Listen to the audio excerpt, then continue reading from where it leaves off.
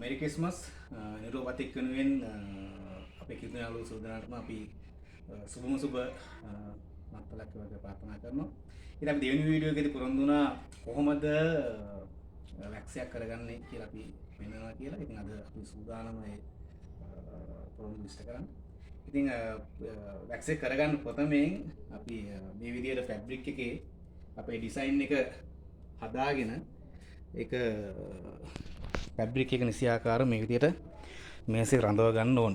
ඉතින් මේකේ ෆැබ්‍රික් එක මේ විදිහට හැදිලා හොඳට තියෙන්න ඕන. මොකද ඒක තමයි ලේසි වෙන්නේ අපිට ඉටි එක කරගන්න. හරියනේ යාළුවෝ බලමු කොහොමද ඉටි එක කරන්නේ කියලා. ඉතින් ඉටි එක කරන්න කලින් ඉතින් මේ විදිහට ඉටි එක හදා ගන්න ඕන නියම ද්‍රාවණ තත්ත්වයට. ඉතින් මේකේ අපි ලාම් තෙල් ලිපිය තමයි මේ ඉටි එක උණු කරගන්නේ. ඉතින් ඒ ඉටි එකේ නියම පදම ආවට පස්සේ තමයි අපිට මේ වැඩේ කරගන්න ලේසි වෙන්නේ. හරිනේ අපි බලමු කොහොමද මේ ඉටි එක කරගන්නේ කියලා. හරි ඉතින් කරගත්ත නිර්මාණේ උඩ මේ විදියට හෙමින් සිරුවේ අපි ඉටි එක තවර ගන්න ඕනේ.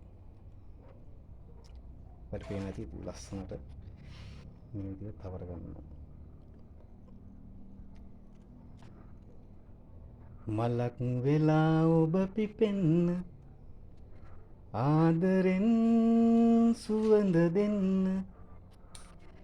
ගඟක් වගේ ඔබ ගලන්න සෙනෙහසින් පිරියන්න. මලක් වෙලා ඔබ පිපෙන්න ආදරෙන් සුවඳ දෙන්න ගඟක් වගේ ඔබ ගලන්න සෙනෙහසින් පිරියන්න.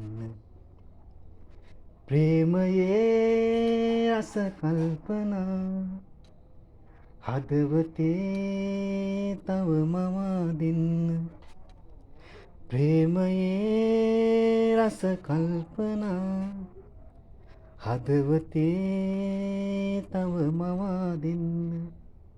නැවුම් සඳක් වී මල් මාවතේ මුතුසලා ඔබ සිනාසෙන්න.